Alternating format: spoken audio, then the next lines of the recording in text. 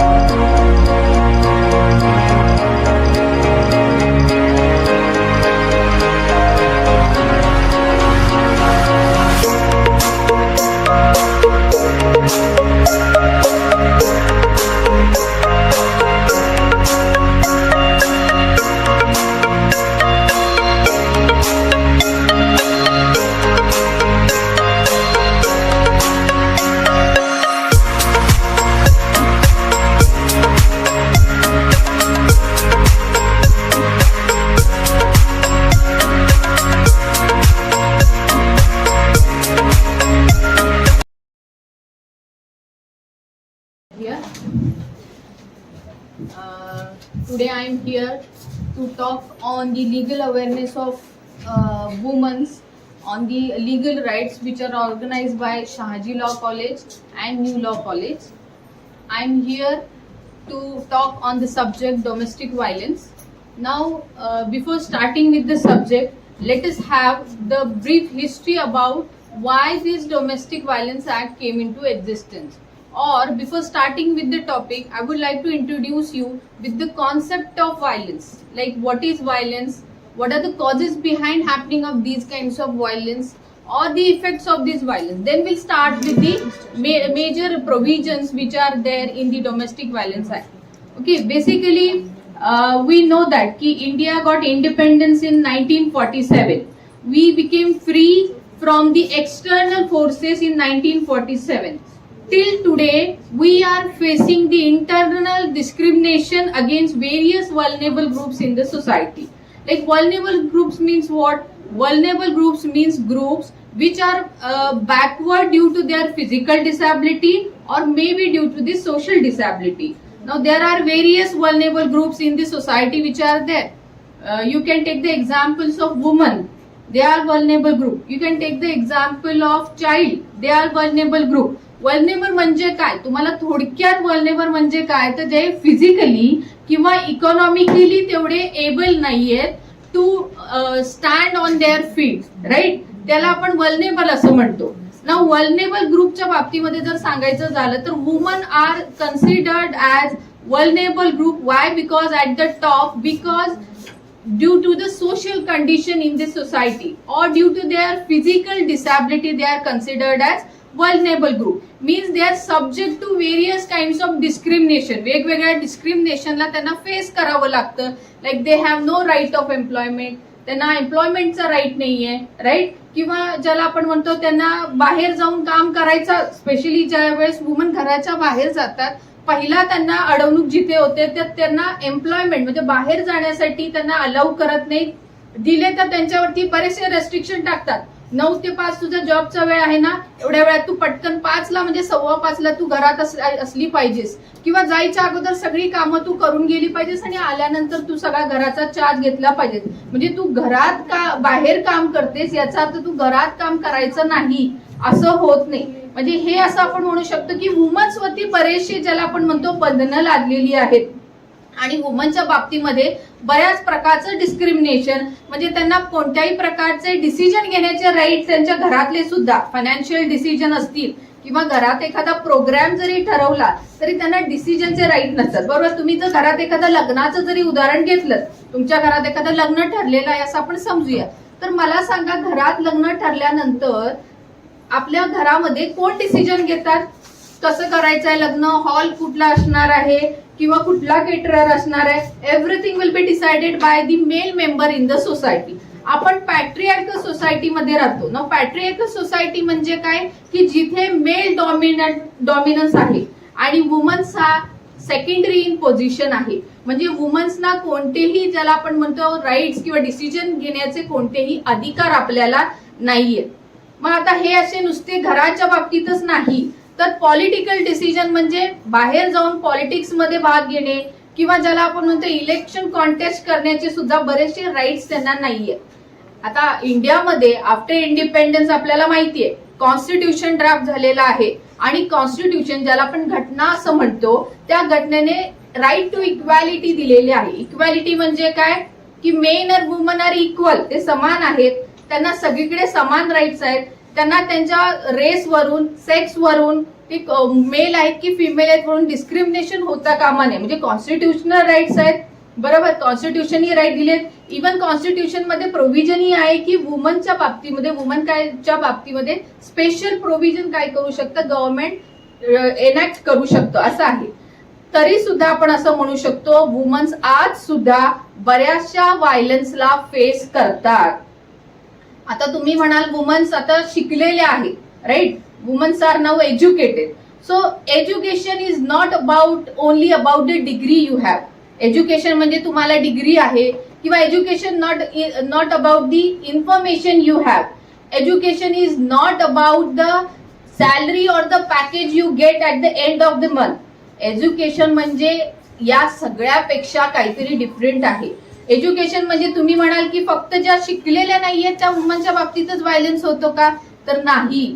ज्या शिकलेल्या वुमन्स आहेत, ज्यांचे सॅलरी आणि पॅकेज हे जास्त आहेत, त्या वुमनच्या बाबतीत सुद्धा या प्रकारचं व्हायलन्स होतो. Even after the constitutional provision, म्हणजे घटनेने आपल्याला जे आपल्याला कॉन्स्टिट्यूशन, ज्याला मदर ऑफ ऑल लॉज असं म्हटलं जातं, ज्याने या प्रोव्हिजन दिलेल्या आहेत, त्याच्यापेक्षा पण आपण असं म्हणू शकतो की एवढ्या कॉन्स्टिट्यूशननं प्रोव्हिजन देऊन आपण आफ्टर इंडिपेंडन्स सती प्रिव्हेन्शनच्या बाबतीमध्ये सुद्धा बऱ्याचशा प्रोव्हिजन आहेत की तुम्ही ऐकलं असेल की after the death of husband, जे की हजबंडचं जे काही चिता असते त्याच्यावरती तिला ढकललं जायचं, जिवंत तिला जाळलं जायचं आणि तिचा आवाज कुणाला ऐकू येऊ नये, म्हणजे ती ओरडतीये किंवा ज्याला आपण म्हणतो तक्रार करतेय, तर तिला तिथे नगाडे किंवा ढोल वगैरे वाजवला जायचं, तिचा आवाज ऐकू येऊ नये. मग त्याच्यासाठी आपण सती प्रिव्हेन्शन ऍक्ट केला, मॅरिड वुमनच्या बाबतीमध्ये असेल. किंवा डावरी घेतली जाते आणि हुंडा आपण ज्याला आपण असं म्हणतो, तर हुंड्याच्या बाबतीमध्ये डावरी प्रोहिबिशन ऍक्ट आला, राईट. किंवा जर हजबंड तिच्या लग्न झालेल्या बायको बरोबर जर काही तिला फिजिकली किंवा मेंटली त्रास देत असेल, तर आपल्याकडे कुठला आहे, तर आयपीसी अंडर प्रोव्हिजन आहे क्रुएल्टीच्या बाबतीत 498A अशी आहे, राईट. मग या सगळ्या प्रोव्हिजन असून सुद्धा हा डोमेस्टिक व्हायलन्स ऍक्ट आणण्याची काय गरज आली, तर बेसिकली एक समजून घ्या, मी सतीबद्दल तुम्हाला सांगितलं किंवा मी डावरीबद्दल तुम्हाला सांगितलं किंवा मी तुम्हाला क्रुएल्टीच्या बाबतीत सांगितलं, या सगळ्या प्रोव्हिजन या मॅरिड वुमनच्या बाबतीतल्या आहेत, म्हणजे जिचं लग्न झालेलं आहे त्यांच्या प्रोटेक्शनसाठी आहेत. म्हणजे अनमॅरिड वुमन असतील, लाईक तुमच्या घरामध्ये समजा अशा काही वुमन आहेत त्यांचं लग्न झालेलं नाही, सिंगल आहेत त्या, किंवा चाइल्ड असतील, तर त्यांच्या प्रोटेक्शनसाठी हा डोमेस्टिक व्हायलन्स ऍक्ट आलेला आहे. म्हणजे डोमेस्टिक व्हायलन्स ऍक्ट कशासाठी आलेला आहे, तर वुमनच्या प्रोटेक्शनसाठी. मग ते प्रोटेक्शन कशाच्या अगेन्स्ट त्यांना मिळणार आहे, तर व्हायलन्सच्या बाबतीमध्ये. Now what is violence? Violence म्हणजे काय? Violence is physical violence, violence can be mental, violence can be sexual also, and violence can be emotional and verbal also. वेगवेगळ्या प्रकारचं व्हायलन्स असू शकतं, म्हणजे मारणे किंवा शिवीगाळ करणे किंवा त्यांना टोचून बोलणे किंवा टोमणे मारणे, या सगळ्या गोष्टी व्हायलन्स मध्ये येत असतात. मग आता हे व्हायलन्स होण्याची कारणं काय आहेत, बरोबर ना? व्हायलन्स म्हणजे काय समजून घेतलं तुम्ही. व्हायलन्स म्हणजे काही असू शकतो. तुम्ही थप्पड मूवी बघितला असेल टप्पड मूवी मध्ये कानाखाली मारली त्यानं एका पार्टीमध्ये बायकोला, त्यामुळे तिनं डिवोर्स मागितला. सो तुम्ही म्हणाले एक कानाखाली खाल्ली म्हणून काय झालं, राईट? नवराच तर आहे ना, नवऱ्यानंच तर मारलं ना. सो या ज्या सगळ्या गोष्टी आहेत याला व्हायलन्स असं सगळं कन्सिडर केलं जातं. आता व्हायलन्स हा तुम्हाला मी सांगितलं की हा फिजिकल असू शकतो, मेंटल असू शकतो, हरॅस केलं जातं, तुम्हाला बोललं जातं, टोचून बोललं जातं, किंवा शिवीगाळ केली जाते, किंवा तुमच्या दिसण्यावरून बोललं जातं, तुझा कलर असा आहे किंवा तू जाडच आहेस. या सगळ्या ज्या गोष्टी आहेत त्या व्हायलन्स मध्ये येतात. मग आता या व्हायलन्स होण्याची कारणं कोणती कोणती आहेत? बरीचशी कारणं आहेत व्हायलन्स होण्याची. तर एक तर सगळ्यात मोठं कारण असं कन्सिडर केलं जातं इंडियामध्ये, तर हजबंड हा ऍडिक्ट असणं, अल्कोहोल ऍडिक्ट असणं हे मेन कारण कन्सिडर केलं जातं व्हायलन्ससाठी. दुसरं कारण कन्सिडर केलं जातं low esteem of the husband, म्हणजे त्याच्यामध्ये स्वतःबद्दलच आत्मविश्वास नाहीये, मग बायकोला मारून काहीतरी स्वतःला सिद्ध करायचं घर बसल्या, तर हे कारण असू शकतं. किंवा ज्याला आपण म्हणू शकतो की मेल इगो जो आहे, किंवा सोसायटीमध्ये ज्या प्रिव्हेंट प्रॅक्टिसेस आहे, मी माझ्या वडिलांना मारताना बघितलं माझ्या आईला, मग मी माझ्या बायकोला मारणार. मग अशी बरीचशी कारण आहेत. किंवा इलिटरसी कारण असू शकतं. किंवा बरंच सगळ्यात मोठं कारण असं कन्सिडर केलं जातं की वुमन स्वतः सुद्धा, शिकलेल्या वुमन सुद्धा, मी जसं की तुम्हाला सांगितलं पॅकेजेस चांगले असून सुद्धा, सॅलरी सेल्फ डिपेंडेंट असून सुद्धा स्वतःच्या बाबतीत होत असणारा व्हायलन्स सांगण्यासाठी त्या पुढे येत नाहीत, कारण त्यांना त्याची लाज वाटते. समजा जर आपण असं सांगितलं तर सोसायटीमध्ये काय होणार आहे, आपली बदनामी होणार आहे, आपल्या आई वडिलांची बदनामी होणार आहे, किंवा आपल्या घराची बदनामी होणार आहे. या बऱ्याचशा कारणांमुळे आपण असं म्हणू शकतो की डोमेस्टिक व्हायलन्स हा जास्तीत जास्त होत आहे. आता जस्टच डॉक्टर स्वाती गावडे मॅडमनी आपल्याला डोमेस्टिक व्हायलन्स बद्दल बोललेले आहे. आता इथं जेवढ्या मुली प्रेझेंट आहेत सगळ्यांनी मला एक सांगायचं, वुमेन्स डे दिवशी किती जणांनी एकमेकाला शुभेच्छा दिल्या? मला असं वाटतं की जवळजवळ प्रत्येक महिलेनी म्हणजे ती मुलगी असू दे, एखादी स्त्री असू दे, वर्किंग वुमन असू दे, काही असू दे, पण प्रत्येक महिलेनी एकमेकाला शुभेच्छा दिल्या. शुभेच्छेमध्ये काय म्हणलं आपण? हॅपी वुमन्स डे, नारी शक्ती, हे सगळं आपण म्हटलं, बरोबर? एक फेमिनाईन म्हणजे काय, एक स्त्री म्हणजे काय, याची आपण एखादी डेफिनेशन, किंवा स्त्री कशी असावी, स्त्रीच्या वरती जर काही प्रॉब्लेम होत असतील किंवा काही अत्याचार होत असतील तर त्याच्या अगेन्स्ट आम्ही कसे सक्षम आहोत, सक्षम होणं म्हणजे काय, आणि एन नंबर ऑफ मेसेजेस. मग त्याच्यामध्ये इन्स्पिरेशन मेसेजेस आहेत, असे अनेक प्रकारचे मेसेजेस आपण एकमेकाला फॉरवर्ड केले, बरोबर? आता कित्येक वर्षापासून आपण वुमेन्स डे सेलिब्रेट करतो. वुमेन्स डे हा सेलिब्रेट करणं, इंटरनॅशनल वुमेन्स डे 8 मार्च हा सेलिब्रेट करणं ही आता आपली जवळजवळ एक परंपरा झाल्यासारखी झालेली आहे. पण खरं तर वुमेन्स डे सेलिब्रेट आपण करत असताना पहिल्यांदा वुमन या शब्दाचा अर्थ अतिशय व्यवस्थित समजून घेणं गरजेचं आहे, असं आपल्याला वाटत नाही का? मग वुमन आणि वुमेन्स राईट्स, वुमन म्हणजे काय? एक स्त्री, आणि वुमनचे राईट्स म्हणजे स्त्रीचे हक्क. स्त्रीचे हक्क काय आहेत? मग स्त्रीचे हक्क हे समजून घेणं याची गरज आपल्याला का पडली? आता आपण अगदी शॉर्ट मध्ये पूर्वीपासून जर अगदी एक फ्लॅशबॅक मध्ये गेलो तर फ्लॅशबॅक मध्ये आपल्याला काय दिसून येतं की फ्लॅशबॅक मध्ये पूर्वीच्या काळी अगदी एक सेकंडरी प्लेस, स्त्रियांना एक दुय्यम दर्जा, नेहमी पहिल्यांदा दुय्यम दर्जा, आणि स्त्रीनं काय करायचं? चूल आणि मूल. अगदी कॉमनली ही एक डेफिनेशनच होती. ती एक स्त्री आहे, तिने एक चूल आणि मूल एवढं करायचं आहे, एवढंच आहे. त्याच्यामध्ये फिमेल एज्युकेशनचा तर काय प्रश्नच नव्हता. मग त्यावेळेला याची गरज होती की आपल्याला वुमेन एज्युकेशन पहिल्यांदा सुरू केलं पाहिजे. आणि वुमेन एज्युकेशन सुरू करण्यासाठी सुरुवातीला अगदी सावित्रीबाई फुले असेल, रमाबाई रानडे होत्या, त्या सगळ्या ज्या पुढे आल्या, आणि मग फिमेल एज्युकेशन सुरू झालं. म्हणजे स्त्रियांना लिहिता वाचता आलं पाहिजे, स्त्रियांना लिहिता वाचता पण आलं पाहिजे, आणि त्यांनी पुढे शिक्षण पण घेतलं पाहिजे. मग आपल्याला स्त्री शिक्षण म्हणजे वुमेन एज्युकेशन ही कन्सेप्ट सुरू झाली, आणि मग हळूहळू स्त्रिया एज्युकेशन घेऊ लागल्या. नंतर आपल्याला प्रश्न कोणता आला आपल्या समोर? तर स्त्रिया एज्युकेशन घेत आहेत, स्त्रियांनी एज्युकेशन घेतलंय, पण आता त्यांना एम्प्लॉयमेंट हवी आहे, कारण की त्यांना पण काम करायचंय. जसं एखादा पुरुष काम करतो तसंच पुरुषाच्या बरोबरीनं स्त्रियांना पण काम करायचंय. मग वुमेन एम्प्लॉयमेंट सुरू झालं म्हणजे तोही प्रश्न आपला सुटला. Women rights, women education, women employment हे सगळे प्रश्न आपले सुटत गेले. पण प्रत्येक वेळेला प्रश्न बदलत गेले. एक प्रश्न आपण सोडवला की दुसरा उभा राहिला, दुसरा सोडवला की त्याच्या पुढचा उभा राहिला, तोही सोडवला त्याच्याही पुढचा उभा राहिला.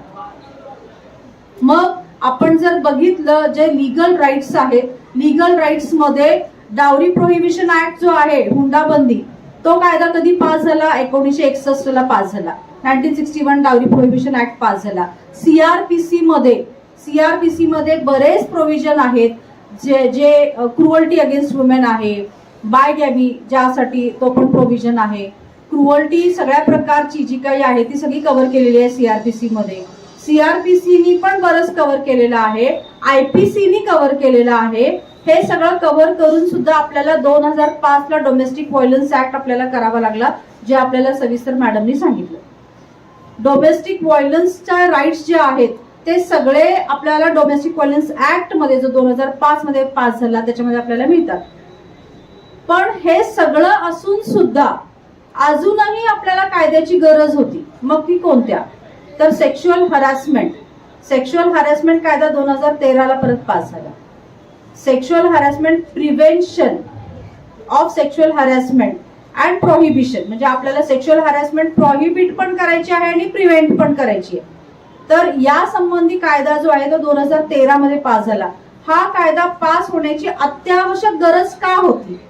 कारण आपण काय बघतो, कॉमनली आपण सगळीकडे बघतो की वुमेन आता एज्युकेशन घेत आहेत, सगळ्यांचं एज्युकेशन आहे, त्या एम्प्लॉयमेंटसाठी जातात. पण जी मुलगी घरातून बाहेर पडते, घरातून बाहेर पडल्यानंतर ती कॉलेजला जाते, स्कूलला जाते, त्यानंतर काही मुली त्याचं एज्युकेशन पूर्ण झालं असेल तर त्या एम्प्लॉयमेंटला जातात, जॉबसाठी जातात. पण जॉबसाठी गेल्या, स्कूलमध्ये गेल्या, कॉलेजमध्ये गेल्या तर अशा अनेक ठिकाणी त्यांना वेगवेगळ्या प्रकारची हॅरॅसमेंट फेस करावी लागते. मग वेगवेगळ्या प्रकारची हॅरॅसमेंट म्हणजे कोणत्या कोणत्या प्रकारची हॅरॅसमेंट? आता यामध्ये सगळ्या प्रकारच्या हॅरॅसमेंट की ज्यामुळं ती एक स्त्री आहे आणि ती एक सब्जेक्ट टू व्हायलन्स आहे आणि तिला कशाही कोणत्याही प्रकारे त्रास दिला तरी चालतो, असं ज्या वेळेला लक्षात येऊ लागलं, तशा तक्रारी येऊ लागल्या आणि अशा पीडित कितीतरी महिलांची ज्या वेळेला तक्रारी होत्या, त्यानंतर आपल्याला हे लक्षात आलं की आपल्याला अशा प्रकारचे कायदा पास करणं गरजेचं आहे. मग कशा प्रकारच्या तक्रार, कशा प्रकारच्या छळ ज्या मुलींना किंवा स्त्रियांना होऊ लागले, तिच्याकडे बघणे, एकसारखं बघणे हा पण एक व्हायलन्स आहे, हा पण एक अत्याचार असल्यापैकीच आहे. तिच्याकडे बघून वेगवेगळ्या प्रकारच्या खाणाखुणा करणे, तिला वेगवेगळ्या असे अश्लील व्हिडिओज दाखवणे किंवा अश्लील फोटोग्राफ्स दाखवणे, तिला अशा प्रकारे न हात लावता पण त्रास देतात. तिला हात लावला तरच त्रास दिला पाहिजे असं नाही, हात लावल्यानंतर त्रास दिला तो तरी आहेच, पण न हात लावता पण त्रास दिला जातो, मनस्ताप दिला जातो. किंवा तिला ती स्त्री आहे आणि तिला कशाही प्रकारे आपण हाताळू शकतो किंवा कशाही प्रकारे वागणूक देऊ शकतो. अशा प्रकारे जेव्हा अशा ट्रीटमेंट्सना किंवा अशा प्रकारे ज्या वागणुकींना सामोरे जावं लागलं, मग त्यावेळेला पुन्हा आपल्याला अशा प्रकारच्या कायद्याची गरज पडली. मग या कायद्याअंतर्गत हे सगळे व्याख्या कव्हर होतात आणि या कायद्याअंतर्गत आपल्याला ह्या सगळ्या गोष्टी कायद्याने आपल्याला त्याच्यामध्ये पूर्णतः तरतुदी केलेल्या आहेत की असं जर कुणी करत असेल, ती स्कूलमध्ये असेल, कॉलेजमध्ये असेल, वर्किंग प्लेसला असेल किंवा जात येत असताना तिच्या वाटेत असेल, कुठंही असं असेल की तिला अशा प्रकारे जर कोणत्याही जे अत्याचार आहेत, मानसिक असू देत किंवा शारीरिक असू देत, एखादा उभं राहिला तर तो एकसारखं बघत राहतो किंवा एकमेकाशी असे काही मुलं एकमेकाशी बोलणार की जे त्या मुलीला टोमणे बसतील आणि तिला कोणत्याही अशा अश्लील प्रकारे तिला त्रास द्यायचा, तिला मनस्ताप द्यायचा. ज्या ठिकाणी ती काम करत असेल, तिचे जे कलिग्स असतील, तिचे सहकारी असतील, जे तिच्यासोबत काम करतात, तिला अननेसेसरी कामाला लावणे, अननेसेसरी समोर बसवून घेणे, अननेसेसरी काहीतरी जे नको ते काम देणे, किंवा तिला अशा प्रकारचं फोटो मुद्दाम दाखवायचे किंवा व्हिडिओज मुद्दाम दाखवायचे की तिला त्याच्यामधून मनस्ताप होईल. तर अशा सगळ्या कृत्यांना आज महिला सामोरे जात आहेत. जवळजवळ 30% महिला पूर्ण भारतामध्ये या सेक्शुअल हॅरॅसमेंटच्या बळी आहेत. 19 ते 20% स्त्रिया अशा आहेत की ज्या अतिशय डोमेस्टिक व्हायलन्सनी पीडित आहेत. जवळजवळ 20% महिला अशा आहेत की या किंवा त्या कोणत्या ना कोणत्या तरी हिंसाचाराने पीडित आहेत. 19 ते 20% महिलांच्या वरती कोणत्याही प्रकारे शारीरिक अत्याचार झालेले आहेत. मग हे तरी सुरूच आहे. आपल्याकडे कायदा आहे, आपल्याकडे सगळ्या तरतुदी आहेत, पण या सगळ्या गोष्टी सुरूच आहेत. म्हणून सेक्शुअल हॅरॅसमेंट कायदा पास करण्यात आला आणि त्या कायद्याअंतर्गत प्रत्येक ठिकाणी, शाळा असू दे, कॉलेज असू दे, वर्कप्लेस असू दे, कुठेही ती काम करत असू दे किंवा जाण्या येण्याचा रूट असू दे, प्रत्येक ठिकाणी या कायद्याअंतर्गत इंटरनल कंप्लेंट कमिटी स्थापन करण्यात आलेली आहे. आणि ही कमिटी असणं अत्यावश्यकच आहे. कायद्याप्रमाणे ही कमिटी असली पाहिजे. त्या प्रत्येक एस्टॅब्लिशमेंटमध्ये एक कमिटी असते, internal complaint committee. Internal complaint कमिटीकडे अशी एखादी पीडित मुलगी म्हणजे महिला असेल, कोणीही असेल, ती महिला, तिच्यावरती अशा प्रकारे कोण ना कोणतरी एखादा पुरुष आहे तो अशा प्रकारचा त्रास देतो, तर तिनं त्या कंप्लेंट कमिटीकडे, इंटरनल कंप्लेंट कमिटीकडे ही तक्रार करायची. ही तक्रार केली की त्या तक्रारीची ताबडतोब दखल घेतली जाते आणि त्यामध्ये जर त्याची ग्रीव्हियन्स जास्त असेल, तीव्रता जास्त असेल, तर त्याच्या अगेन्स्ट जे काही IPC आणि CRPC त्याच्यामध्ये पण आपण तक्रार दाखल करून त्याच्यावरती पुढची कारवाई करू शकतो.